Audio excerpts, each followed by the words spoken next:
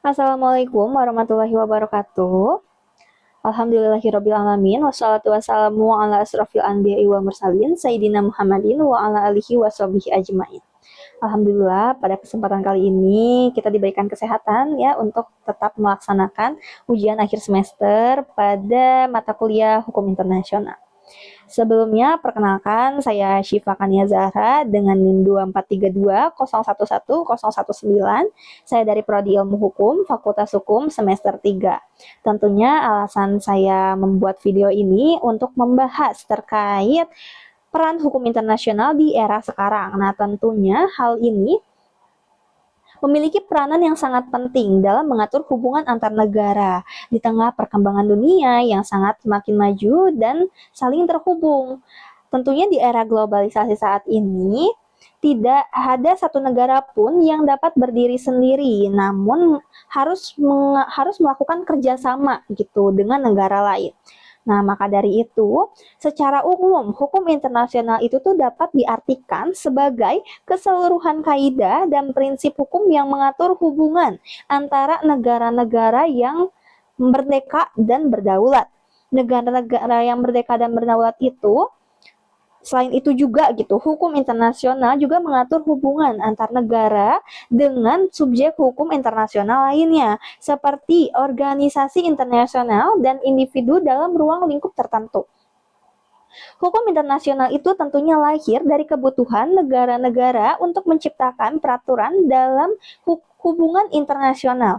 Tanpa adanya hukum internasional, hubungan antar negara akan cenderung didasarkan pada kekuatan semata, sehingga negara yang kuat akan menindas negara yang lemah. Oleh karena itu, hukum internasional ini tentunya hadir sebagai instrumen untuk menciptakan keadilan, kepastian hukum, kedamaian, ketertiban, dan stabilitas dalam pergaulan hukum internasional. Dan sumber-sumber hukum internasional itu sebagaimana tercantum dalam pasal 38 Statut Mahkamah Internasional meliputi beberapa hal. Yang pertama yaitu perjanjian. Perjanjian internasional. Nah, hal ini tuh baik yang bersifat bilateral maupun multilateral. Nah, hal yang ini tuh tentunya mengikat negara-negara pihak yang menandatanginya.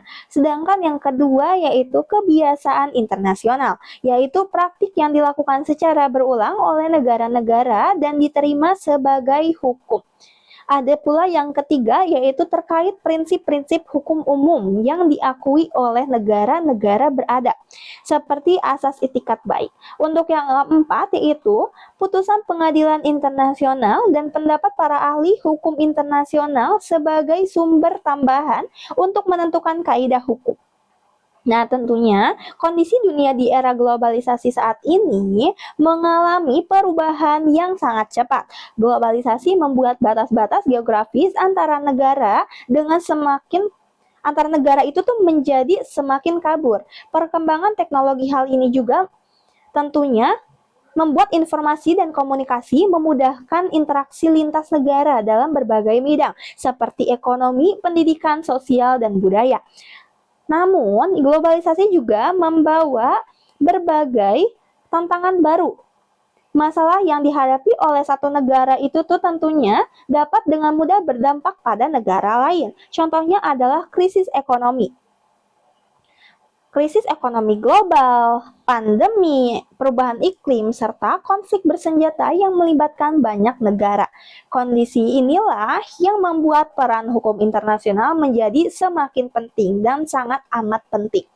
Terkait peran hukum internasional di era sekarang itu tentunya yang pertama untuk menjaga perdamaian ya tadi disebutkan, menjaga perdamaian itu tuh dan keamanan dunia juga. Tentunya hukum internasional ini tuh berperan sangat penting dalam mencegah terjadinya konflik bersenjata antar negara. Melalui aturan tentang larangan penggunaan kekerasan dan kewajiban menyelesaikan sengketa secara damai, hukum internasional juga tentunya berusaha menjaga stabilitas dunia. Yang Ada juga pembahasan terkait organisasi internasional seperti perserikatan. Bangsa-bangsa ini tuh tentunya dibentuk berdasarkan prinsip-prinsip hukum internasional dengan tujuan utama menjaga perdamaian dan keamanan internasional. Ada pula yang kedua mengenai perlindungan hak asasi manusia atau bisa disebut dengan HAM. Hukum internasional juga tentunya berperan dalam melindungi HAM, hak asasi manusia tersebut secara universal. Melalui berbagai konvensi internasional, negara-negara diharapkan menghormati dan melindungi hak-hak dasar setiap individu tanpa diskriminasi. Perlindungan HAM tidak lagi dianggap sebagai urusan dalam negeri semata, melainkan sebagai tanggung jawab bersama masyarakat internasional. Ada pula pembahasan yang ketiga yaitu mengatur hubungan ekonomi internasional. Dalam bidang ekonomi, hukum internasional mengatur hubungan perdagangan, investasi, dan kerjasama ekonomi antar negara. Aturan ini tuh tentunya bertujuan gitu untuk menciptakan kepastian hukum dan keadilan dalam hubungan ekonomi global. Dengan adanya hukum internasional, tentunya negara-negara ini tuh memiliki pedoman yang jelas dalam melakukan kerjasama ekonomi sehingga dapat menghindari konflik kepentingan.